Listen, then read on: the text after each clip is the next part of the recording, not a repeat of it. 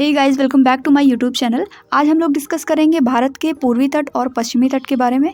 यहाँ पर पूर्वी और पश्चिमी घाट में जितनी भी पहाड़ियाँ हैं, जो भी दर्रे पाए जाते हैं, पूर्वी तटीय मैदान, पश्चिमी तटीय मैदान, इन तटों के नाम क्या हैं, इन सभी फैक्ट्स को हम लोग वन बाय वन डिस्कस करेंगे। साथ ही कुछ नए अमेजिंग फैक्ट्स को भी जानेंगे। सो ये वीडियो बहुत ही इंटरेस्टिंग होने वाला है और बहुत ही ज़्यादा फैक्चुअल डेटा इसमें रहेगा, जो कि एग्ज़ाम पर्सपेक्टिव से आपके लिए बहुत ही इंपॉर्टेंट होगा।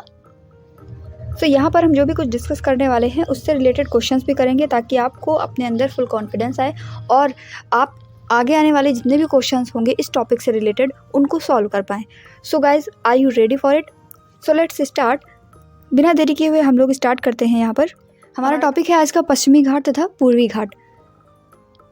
तो हम सभी जानते हैं कि पेनिनसुलर इंडिया का हमारा स्ट्रक्चर कुछ इस तरीके से है, जिसमें इधर वाला जितना भी रीजन है, ये वाला रीजन हमारा कहलाता है पश्चिमी घाट और इस वाले रीजन को हम लोग पूर्वी घाट कहते हैं। पूर्वी घाट कंपैरेटिवली कुछ कटा फटा है, जबकि पश्चिमी घाट जो है हमारा वो स्मूथ पड़ता है। सो हम लोग डिस्कस करने वाले हैं यहाँ की पहाड़ियाँ, यहाँ के सभी मैदान और इनके तटों को क्या नाम दिया गया है, यहाँ की नदियाँ कौन सी हैं, इन सभी बातों पर हम लोग डिस्कस करेंगे।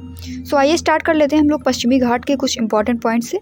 पश्चिमी घाट संरचना की दृष्टि से एक संपूर्ण इकाई है। यह ताप्ती के मुहाने से लेकर कन्याकुमारी अंतरीप तक फैला हुआ है। ताप्ती का मुहाना अगर बात करें तो ताप्ती नदी यहाँ पर आकर गिरती है, ये इसकी डायरेक्शन होती है, और कन्याकुमारी तक, यानी कि ये पूरा रीजन नीचे तक का कवर करता है पश्चिमी घाट। बात हो रही है पश्चिमी घाट की, तो इसके कुछ और इम्पॉर्टेंट फीचर्स, जैसे कि 1600 किलोमीटर की लंबाई तक ये विस्तृत है। औसत ऊंचाई पहाड़ों की जो है 1200 मीटर है। हिमालय के बाद भारत की दूसरी सबसे लंबी पर्वत श्रेणी है।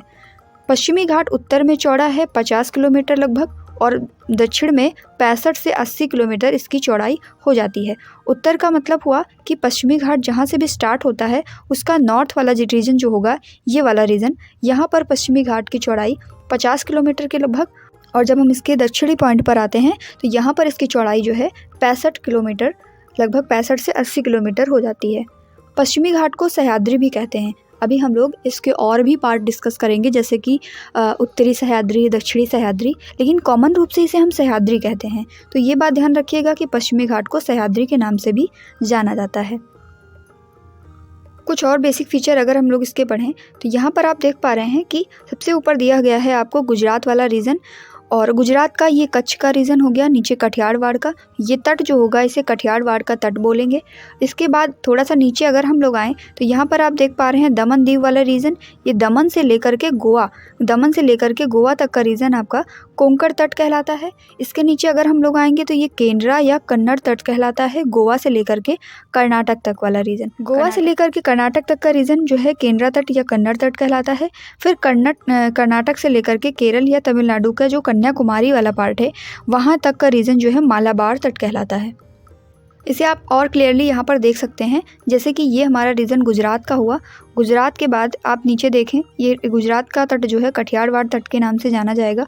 उसके बाद आप देख सकते हैं दमन से लेकर के गोवा तक का रीजन कोंकण तट कहलाया। उसके बाद गोवा से कर्नाटक तक का रीजन केंद्रा तट, और फिर कर्नाटक से लेकर के केरल या तमिलनाडु के कन्याकुमारी तक का रीजन जो है मालाबार तट कहलाता है।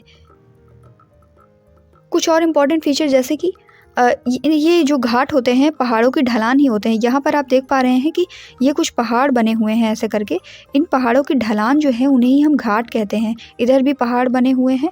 और एक इम्पॉर्टेंट फैक्ट इसके बारे में कि जिस स्थान पर पूर्वी घाट और पश्चिमी घाट मिलते हैं उसे संयुक्त रूप से नीलगिरी की पहाड़ियों के नाम से जाना जाता है। आप यहाँ पर नीलगिरी की पहाड़ियों की लोकेशन देख सकते हैं। ये है नीलगिरी की पहाड़ियाँ, और इसकी सबसे ऊंची चोटी की अगर बात की जाए तो नीलगिरी की सबसे ऊंची चोटी जो है वो दोदा बेटा है। ये बात आप याद रखेंगे, इंपॉर्टेंट फैक्ट है।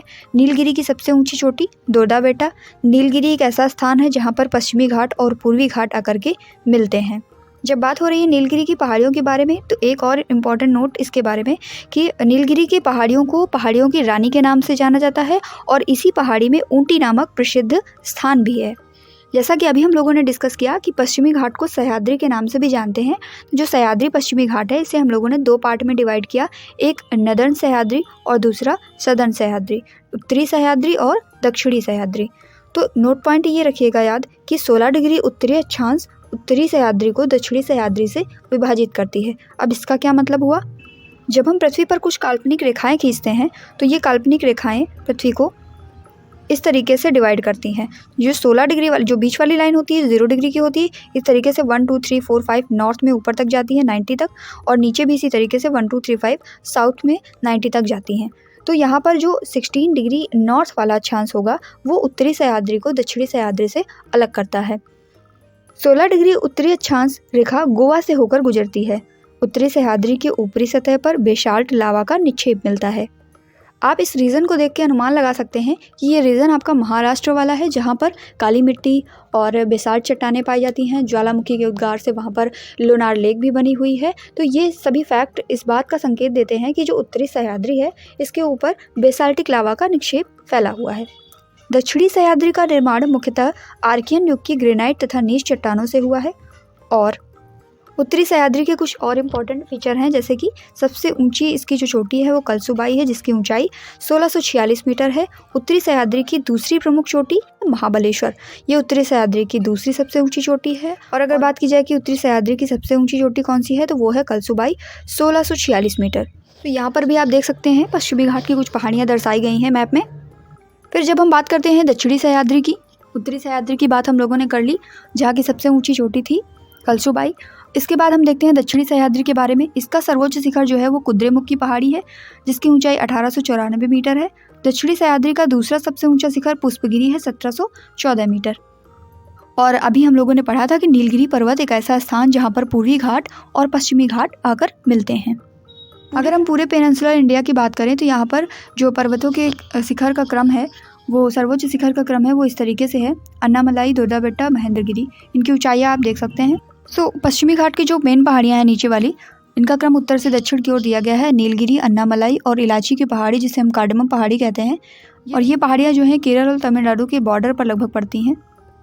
जैसा कि हम लोगों ने डिस्क्राइब किया था पश्चिमी घाट को, इन द सेम मैनर हम लोग यहाँ पर डिस्क्राइब करेंगे पूर्वी घाट को, यानी कि ईस्टर्न घाट।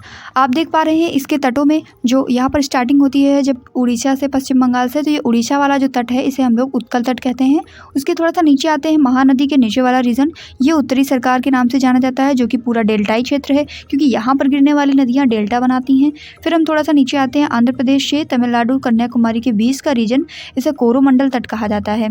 और पूर्वी घाट और पश्चिमी घाट में गिरने वाली नदियों के बारे में जो बेसिक डिफरेंस है वो ये है कि जो मोस्ट ऑफ द रिवर्स हैं पूर्वी घाट में गिरने वाली, वो सभी जो है डेल्टा बनाती हैं अपने मुहाने पर, और यहाँ पर जो पश्चिमी घाट में गिरने वाली नदियाँ हैं वो सभी क्या बनाती हैं, एस्चुरी बनाती हैं, यानी कि ज्वरंतमुख बनाती हैं। यहाँ पर आपको पूर्वी घाट के कुछ पहाड़ियों का क्रम दिया गया है उत्तर से दक्षिण। आंध्र की पहाड़ियों की बात की जाए तो नल्लामलाई, वेलिकोंडा, पालकोंडा, नागरी की पहाड़ियाँ ये हो जाएंगी तमिलनाडु की कुछ, जवादी की पहाड़ियाँ, सेवराय की पहाड़ियाँ, पंचमलाई, सिरुमलाई। ये सभी पहाड़ियों का क्रम आप याद रखेंगे उत्तर से दक्षिण की ओर पूछा जाए कभी तो। आंध्र की फिर से रिवाइज करते हैं: नल्लामलाई, वेलिकोंडा, पालकोंडा, नागरी की पहाड़ियाँ। और उसके बाद तमिलनाडु की पहाड़ियों की बात की जाए तो जवादी की पहाड़ियाँ, सेवराय, पंचमलाई, सिरुमलाई। क्लियर है? तो यहाँ पर आप देख सकते हैं कि दर्रों को डिस्क्राइब किया गया है एक इमेज के थ्रू। मुंबई और नासिक के बीच में थाल घाट, मुंबई और पुणे के बीच में भोरघाट दर्रा, और कोच्चि और कोयम्बटूर के बीच में पालघाट दर्रा है। और इसी तरीके से तिरुवनंतपुरम और मदुरई, तिरुवनंतपुरम जो कि केरल में पड़ता है और मदुरई जो कि आपका पड़ेगा तमिलनाडु में, तो इन दोनों के बीच में जो दर्रा है उसका नाम क्या है? तमिलनाडु और केरल के बीच में जो दर्रा है उसका नाम क्या है? उसका नाम है सनकोटा दर्रा। दर्रा क्या होता है? बेसिकली पहाड़ों के बीच का रास्ता जो कि प्राकृतिक रूप से या कृत्रिम रूप से भी बनाया जा सकता है।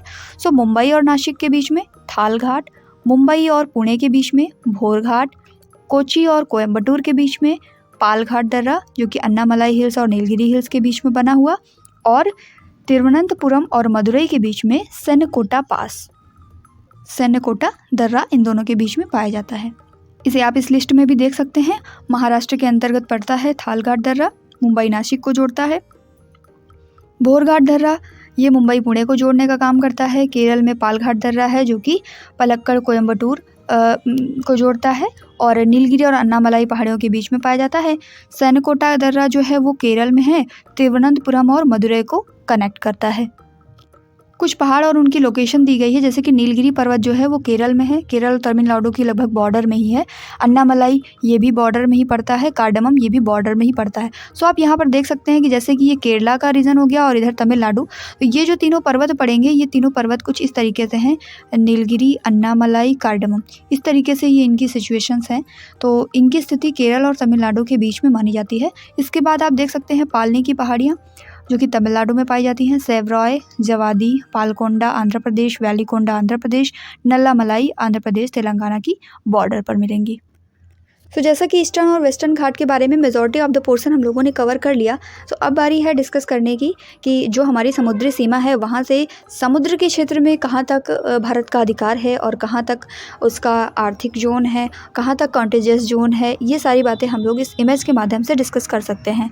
सो आइए स्टार्ट करते हैं। यहाँ पर देखिए, आप देख पा रहे हैं टेरिटोरियल सी की सीमा जो है 12 समुद्री मील तक है, यानी कि जो मेन लैंड है वहाँ से 12 नॉटिकल मील तक प्रादेशिक समुद्री सीमा होती है। यहाँ पर भारत को हर तरीके का अधिकार है, मछली पालन हो, नौका हो, हर तरीके का अधिकार भारत के पास होता है। इसके बाद हम बात करते हैं समीपस्थ मंडल की, जिसको कॉन्टिजियस जोन कहते हैं, और इसकी सीमा है 24 समुद्री मील, 24 नॉटिकल मील तक भारत को इस क्षेत्र में साफ सफाई करवाने का सीमा शुल्क से लेकर हर एक वित्तीय अधिकार भारत के पास है। इसके बाद में बात करते हैं एक्सक्लूसिव इकोनॉमिकल जोन, जिसकी सीमा है 200 नॉटिकल माइल। 200 नॉटिकल मील तक भारत क्या क्या कर सकता है, वैज्ञानिक परीक्षण, द्वीपों का निर्माण, ये सभी अधिकार भारत के पास हैं। सो हम लोगों ने काफ़ी पोर्शन कवर कर लिया। अब एक लास्ट पॉइंट हमारे पास बचता है, जो कि है कि जैसे कि किसी चीज़ की ऊंचाई देखी जाती है, किसी पर्वत की ऊंचाई देखना हो, किसी पठार की, कोई भी ऊंचाई जब हम देखते हैं तो हम उसको समुद्री लेवल से देखते हैं। लेकिन जब वैज्ञानिकों ने इस बात का अनुमान लगाया कि हम समुद्री लेवल से ऊंचाई देखेंगे तो समुद्री तल भी अलग अलग जगह पर अलग अलग है, क्योंकि हमारे जो अर्थ की क्रस्ट की चट्टानें हैं उनकी ऊंचाई छोटी बड़ी, पतली चट्टानें हैं, मोटी भी हैं, तो अलग अलग चट्टानों की अलग अलग स्ट्रक्चर होने की वजह से किसी एक ही जगह एक ही ऊंचाई हर जगह लेकर के चलना संभव नहीं है। तो हर एक कंट्री अपनी अलग अलग एक स्टैंडर्ड जो है एक स्टैंडर्ड लेवल रखता है, वहाँ से उसकी ऊंचाई काउंट की जाती है। तो हमारे इंडिया का जो समुद्री तल है, यानी सी लेवल, जिसको बेस माना गया कि हम यहाँ से ऊंचाई नापेंगे, वो है चेन्नई। तो जो इंडिया का चेन्नई वाला तट है उसको हम लोग सी लेवल का बेस मानते हैं, उसको हम लोग बेस मानते हैं, और वहीं से सारी ऊंचाइयाँ वहीं से सारी हाइट जो है मेज़र की जाती हैं। क्लियर है?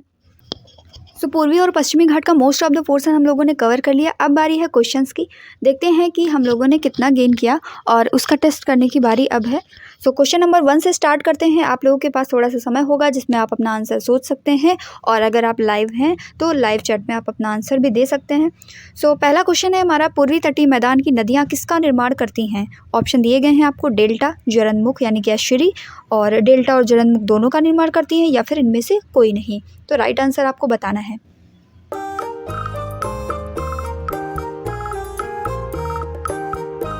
सो बात हो रही है ईस्टर्न घाट की। ईस्टर्न कोस्टल प्लेन में यानी पूर्वी तटीय मैदान की जो नदियां हैं वो सभी डेल्टा बनाती हैं, और हम सभी को मालूम है कि जितनी वेस्टर्न घाट की नदियां हैं वो सभी ज्वरंतमुख एस्चुरी बनाती हैं। क्लियर है? चलिए बढ़ते हैं आगे नेक्स्ट क्वेश्चन की तरफ। क्वेश्चन नंबर 2 है, पश्चिमी तट पर स्थित पर्वत श्रृंखला को क्या कहा जाता है? ऑप्शन आपको दिए गए हैं यहाँ पर, सह्याद्री पर्वत, महेंद्रगिरी पर्वत, कार्डमम की पहाड़ियाँ, या फिर इनमें से कोई नहीं।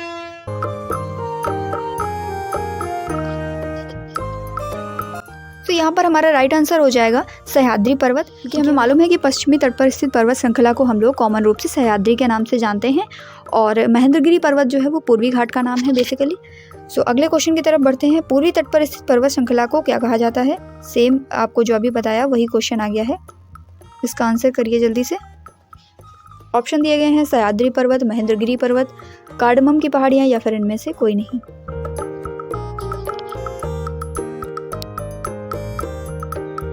जी हाँ, इसका राइट आंसर हो जाएगा महेंद्रगिरी पर्वत। पूर्वी तट पर स्थित पर्वत श्रृंखला जो है महेंद्रगिरी पर्वत के नाम से कॉमन रूप से जानी जाती है, क्योंकि यहाँ का सबसे ऊंचा पर्वत भी जो है महेंद्रगिरी पर्वत ही है, और पश्चिमी तट पर स्थित पर्वत श्रृंखला को हम लोग सह्याद्री पर्वत के नाम से जानते हैं। चलिए बढ़ते हैं अगले क्वेश्चन की तरफ। सो नेक्स्ट क्वेश्चन है आपका कि भारत के सबसे दक्षिण में स्थित पहाड़ियों में से निम्न में से कौन सी पहाड़ियाँ हैं? तो भारत के सबसे दक्षिणी पोर्शन यानी सदर्न मोस्ट पोर्शन के बारे में आपको बताना है। ऑप्शंस है नीलगिरी, कार्डमम, पालनी और अन्नामलाई।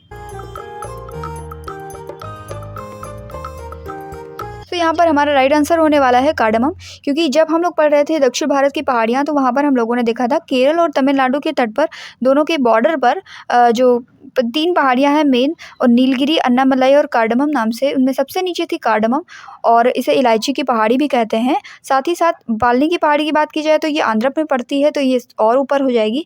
तो यहाँ पर हमारा राइट आंसर जो होने वाला है वो कार्डमम की पहाड़ियाँ हैं। इसके बाद में बहुत ही इंपॉर्टेंट क्वेश्चन है, पूर्वी घाट और पश्चिमी घाट पर्वत श्रेणियों का सम्मिलन स्थल कौन सा है? जहाँ पर दोनों घाट मिलते हैं आकर के, वो कौन सी पहाड़ियों पर मिलते हैं? ऑप्शन दिए गए हैं आपको, पालनी की पहाड़ियाँ, नीलगिरी की पहाड़ियाँ, अन्नामलाई की पहाड़ियाँ या फिर सेवराय की पहाड़ियाँ।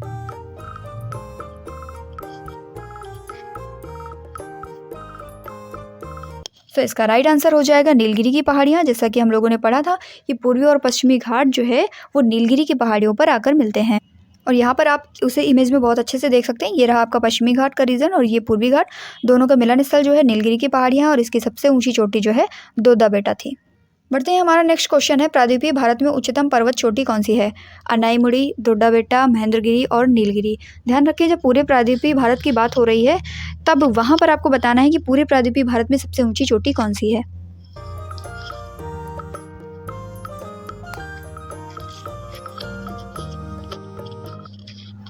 सो जिन लोगों ने आंसर किया है अनाईमुड़ी, बिल्कुल सही है। अनाईमुड़ी जो है वो पेनिनसुलर इंडिया की सबसे ऊंची पर्वत चोटी है। बात की जाए दोड्डा बेटा की तो ये नीलगिरी की सबसे ऊंची है, अभी हम लोगों ने डिस्कस किया। महेंद्रगिरी ईस्टर्न घाट की सबसे ऊंची चोटी है और नीलगिरी जो है नीलगिरी की सबसे ऊंची दोड्डा बेटा है, हम लोगों ने पढ़ लिया।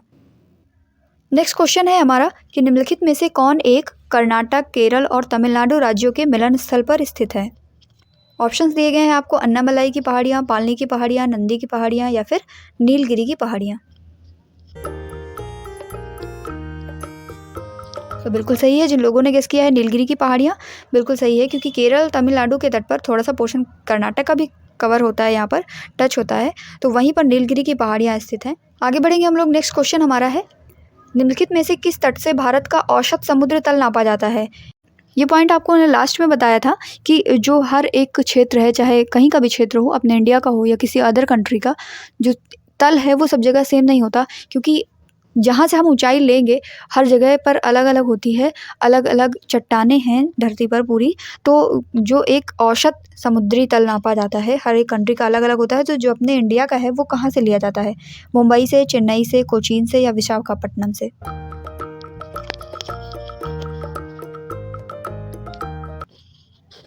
बिल्कुल सही, जिन लोगों को याद रहा, चेन्नई जो है, चेन्नई का तट जो है उसको हम लोग औसत समुद्री तल कहते हैं अपने इंडिया में, कि चेन्नई के तट से ही हम लोग औसत ऊंचाई नापेंगे।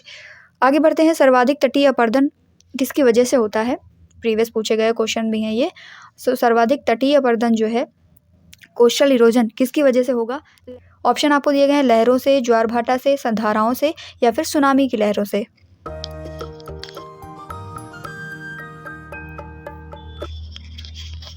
ऑप्शन नंबर ए हमारा यहाँ पर करेक्ट आंसर हो जाएगा। लहरों से सर्वाधिक तटीय अपरदन होता है, यानी कि कोस्टल इरोजन जो सबसे ज़्यादा होता है, जो हमारे तट जो है कट फट जाते हैं, ये सबसे ज़्यादा लहरों की वजह से होता है। पानी आता है और उनको बहाकर अपने साथ मिट्टी वगैरह को ले जाता है। सो ये जितना भी कोस्टल इरोजन है मोस्टली लहरों की वजह से होता है। आज का हमारा ये लास्ट क्वेश्चन है कि तमिलनाडु व आंध्र प्रदेश के तट का क्या नाम है? जब हम लोग पूर्वी और पश्चिमी घाट के तटों को डिस्क्राइब कर रहे थे, कुछ रीजन्स को बताया था कि इन रीजन्स को क्या क्या कहते हैं, तो बात है आंध्र प्रदेश और तमिलनाडु के बीच के तट की। तो इस तट को क्या कहते हैं ये आप लोगों को बताना है। ऑप्शंस आप पढ़ सकते हैं यहाँ पर, कोरोमंडल दिया गया है, मालाबार है, उत्तरी सरकार और कोंकण।